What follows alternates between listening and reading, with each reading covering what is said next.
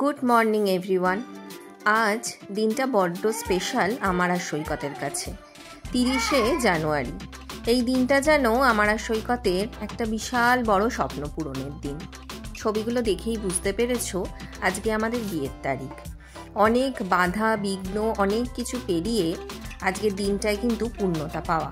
যা হয় জেনারেলি যে ভালোবাসা করলে তো মধ্যবিত্ত ফ্যামিলি আমাদের যেরকম প্রথমে বাবা মারা মেনে নিতে চান না, তারপরে অনেক কিছু করে মানিয়ে তারপরে বিয়ে। আমাদেরও গল্পটা কিন্তু অন্যদের থেকে অন্যরকম কিছু নয়। তবে সময় পেলে সুযোগ পেলে একদিন নিশ্চয়ই আমার লাভ স্টোরি আমি আর সৈকত দুজনে মিলে তোমাদেরকে শোনাবো। প্রতি বছর যখন আজকের দিনটা আসে তখন তো নানানভাবে প্ল্যানিং করি, এইভাবে সেলিব্রেট করব ওইভাবে সেলিব্রেট করব, কিন্তু এই বছর আর কি অ্যাকচুয়ালি সেরকম কোনো প্ল্যানিংই ছিল না। তবে হ্যাঁ, প্রতি বছরের মতো সকাল থেকে উঠে আজকের দিনটায় কি করছিলাম সব কিছুই মনে পড়ছিল। সকালে উঠে যেরকম বেরোনোর সময় ভাড়া বাড়ি নেওয়া হয়েছিল আমাদের, তো আমার ওই রয়্যাল টাওয়ার ফ্ল্যাট থেকে বেরোনোর সময় আমার যে একটা দুটো টেডি বিয়ার ছিল, আমার এখনও মনে পড়ে যে আমি ওদেরকে জড়িয়ে ধরে প্রচণ্ড কান্নাকাটি করেছিলাম। তারপরে ঠাকুরের কাছে প্রণাম করে লাগেজটা নিয়ে গাড়িতে উঠে বেরিয়ে পড়েছিলাম ভাড়া বাড়ির উদ্দেশ্যে। মনের মধ্যে একটা অন্য রকমের তো আনন্দ ছিলই যেটার জন্য প্রত্যেকটা মেয়ে বা প্রত্যেকটা ছেলে একটা ভালোবাসার পূর্ণতার জন্য যে দিনটার জন্য অপেক্ষা করে, আজকের সেই দিনটা। আবার ভেতরে ভেতরে একটা টেনশন, একটা ভয় তো কাজ করছিলই যে যেন সব ঠিকঠাকভাবে হয়ে যায়, যেন সব মিটে যায় শান্তিপূর্ণভাবে। এগুলো তো মনে হওয়া থাকেই, তাই না? আজকে দুপুরবেলা প্রথমে কথা হয়েছিল যে ফ্রাইড রাইস, চিলি চিকেন, আলুর দম আর চাটনি করা হবে, কিন্তু আমার শ্বশুরমশাই তো খুব একটা রিচ খেতে পছন্দ করেন না, তো সেই কারণে আমরা ভেবেছিলাম যে ওনার জন্য আলাদা ভাত আর মাছের ঝোল করে দেওয়া হবে, কিন্তু তারপরে ফাইনালি ডিসিশনটা চেঞ্জ করা হয়। তা সৈকত আর আমি ঠিক করি যে দুপুরবেলা নর্মালি খাবার টাবার যেরকম হবে সেটা খাবো, রাত্রিরে আমরা স্পেশাল কিছু খাবো। সৈকত কিন্তু প্রতি বছর আমার জন্মদিনের দিন বলো কি অ্যানিভার্সারির দিন, ও কিন্তু হঠাৎ করেই আমাকে না জানিয়েই কোনো না কোনো সারপ্রাইজ কিন্তু আমাকে দেয়। হ্যাঁ, সারপ্রাইজ সবসময় হঠাৎ করেই হয়, কিন্তু সেটা ঘুণাক্ষরেও আমাকে কিন্তু টের পেতে দেয় না। এই বছরটাও কিন্তু অন্য কোনো বছরের থেকে অন্যথা হয়নি। হঠাৎ করেই আসে এবং মেয়ের একটা হেয়ার ব্যান্ড নিয়েও হঠাৎ করে আমাকে চোখ বাঁধতে বলে, এবং প্রথমে একটু মজাই করছিল, তারপরে হাতে তুলে দেয় আমার এই বছরের স্পেশাল গিফটটা।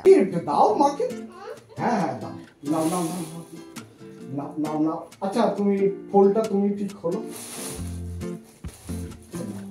অ্যানিভার্সারি গিফট আমাদের দুজনের তরফ থেকে। মা বলো হ্যাপি দেখি কি আছে।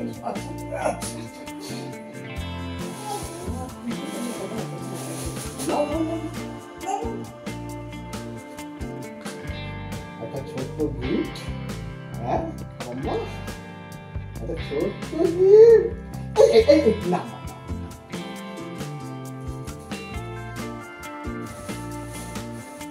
Thank you so much.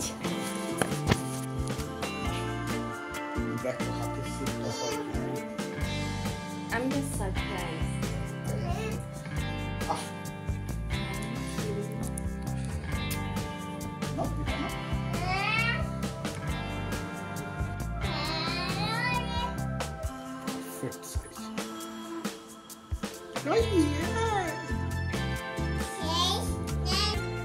কেমন লাগে? It's beautiful.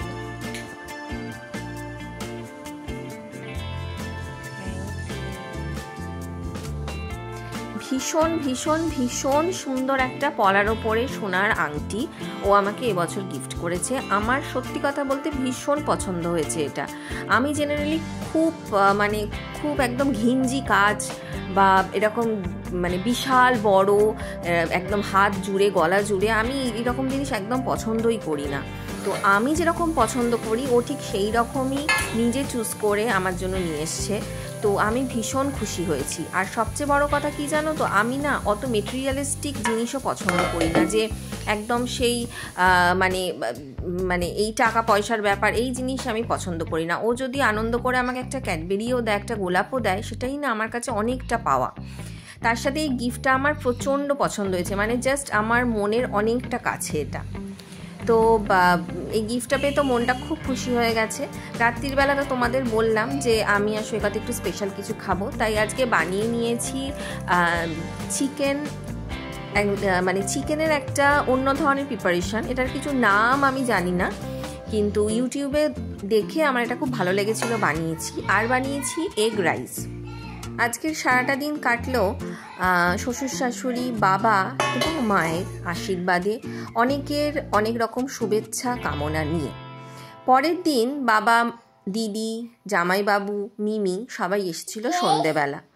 তো ওরা এসেছিল, আগের দিনটা অ্যানিভার্সারি ছিল আমাদের, সেটারই উদ্দেশ্যে বলো বা অনেক দিন দেখা সাক্ষাৎ হয়নি, অনেক দিন আমাদের মধ্যে আর কি মিট হয়নি। তো সেই কারণে হঠাৎ করেই ওরা ঠিক করে এসেছিল।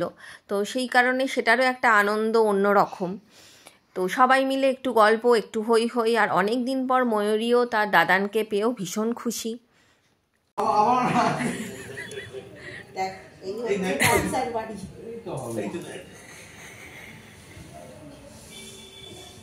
দেখো বাচ্চার বাড়ি, হ্যাঁ হ্যাঁ দেখো তোমার কিন্তু দুধ পড়েছ,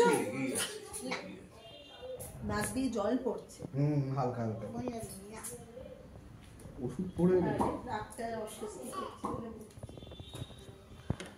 সোমবার বোধহয় রেখে দিলে 8টা না 10টার মধ্যে ছেড়ে যাচ্ছে। হ্যাঁ আমার মেয়ে বলা ওই রবিবার করছে। হ্যাঁ আজকে সবাই মিলে ওরা এসেছিল। আজকে ওদের জন্য বাড়িতেই আমি বানিয়েছিলাম মিক্স চাউমিন, আর তোমার চিকেন সসেস ছিল, সেইটা স্যালাড সস এই দিয়েছিলাম আজকে ওদের সবাইকে খেতে। যেহেতু অনেক দিন পর দেখা হয়েছে, দিদি বলছিল যে না সেরকম কিছু করিস না। আর অনেকটা রাত্রির করেও ওরা এসেছে, রাস্তায় অনেক জ্যাম পেয়েছে, 8:30 নাগাদ এসছে। তো ওরা এসেও তাড়াহুড়ো করছিল যে তাড়াতাড়ি করে বেরিয়ে যেতে হবে। তো যাই হোক, একটু বসে গল্প করার পরেই কফি আর খাবার আমি সার্ভ করে দিয়েছিলাম, কারণ আবার বেরোনোরও তাড়া আছে। বাবা তো অ্যাজ ইউজুয়াল কিছুই খাবে না, কোনো দিনই খেতে চান না, তাই বাবা অনলি কফি, আর বাবাকে খাবারটা পাঠিয়ে দিয়েছি, বলেছি বাড়িতে গিয়ে খেয়ে নিতে। বাবা নিজে খায় না ঠিকই, কিন্তু প্রতিবারের মতোই নিজের রান্না করা খাবার এবারেও কিন্তু এনেছে আমাদের সবার জন্য। তো গল্প করতে করতে কখন যে সময় কেটে গেল বুঝতেই পারলাম না। আবার ওদের বাড়ি যাওয়ারও সময় হয়ে গেল। এই এখন সবাই বেরিয়ে যাচ্ছে। নিজের বাপের বাড়ির লোক এলে যতটা আনন্দ হয় না, আবার চলে যাওয়ার সময় হয়ে গেলে তো মনটা ভারাক্রান্ত হয়েই যায়। শেষে একটা কথা না বলে পারছি না যে সবাই মিলে যখন আসে কোথাও মাকে বড্ড মিস করি, কারণ বাবা বা দিদি সবাই যখন আসতো, মাও তো কোথাও আসতো, আর সোফার একটা সাইজে মা বসতো। সেই মনে হওয়াগুলো আমার আর দিদির এখনও কিন্তু হয়। আজকে আমি আর দিদি 5-10 মিনিটের জন্যই মাকে নিয়ে একটু কথা বলছিলাম। তো জানি মা তো দেখছে যেখানে আছে, প্রাণ ভরে আশীর্বাদও করছে।